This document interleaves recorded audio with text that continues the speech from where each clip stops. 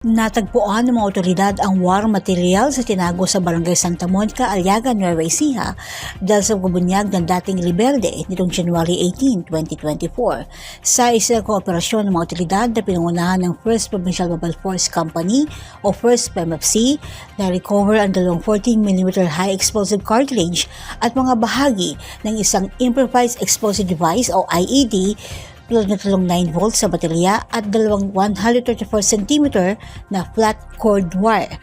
Nabatid na nagpuan ang mga war materials dahil ibinyag ang pinagkatuguan nito ni alias Dado, isang dating rebelde na voluntaryong sumuko sa 1st PMFC noong January 11, 2024.